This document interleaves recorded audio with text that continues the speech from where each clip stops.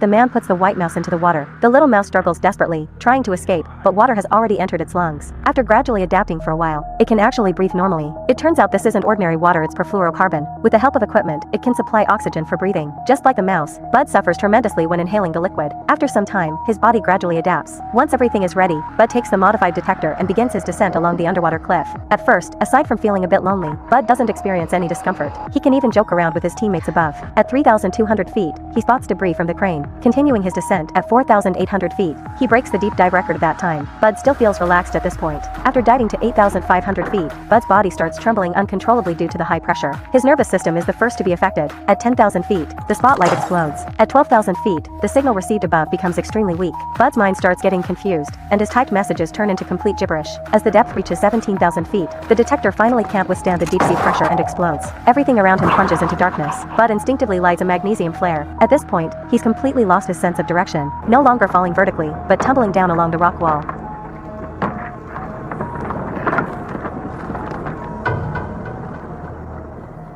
Since they haven't received any signal from Bud, Lindsay is in tremendous pain. Just before her breakdown, she receives another message, and Lindsay finally breathes a sigh of relief.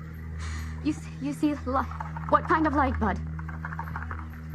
They believe the lights Bud mentioned are just hallucinations caused by high-pressure nervous syndrome, so they don't pay much attention to it. But in the deep ocean where Bud is located, there are vast areas of purple light sources. Bud finally finds the nuclear warhead. Following his teammate's instructions, he removes the detonator. When his teammate tells him to cut the blue and white striped safety wire instead of the black and yellow striped detonation wire, Bud becomes confused. Under the green fluorescent light, both wires look exactly the same color. With trembling hands, Bud randomly chooses one.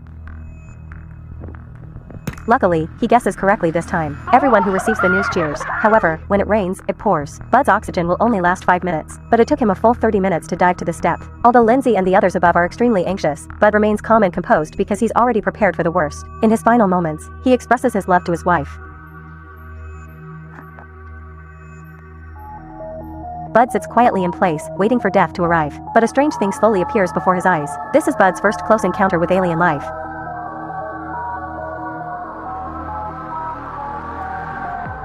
The alien extends its three-fingered tentacle and pulls Bud through the depths of the ocean floor. After crossing an ocean trench, Bud witnesses an unforgettable scene. The alien base looks like a magical castle. Due to severe oxygen deprivation, he passes out before he can fully appreciate it. When he wakes up again, he's lying in a mysterious space. The seawater in the room automatically recedes to both sides. Bud removes his helmet and spits up the accumulated water from his lungs. To his amazement, he can breathe freely here, but even more surprising things await. Behind the water curtain, many aliens appear. Howdy.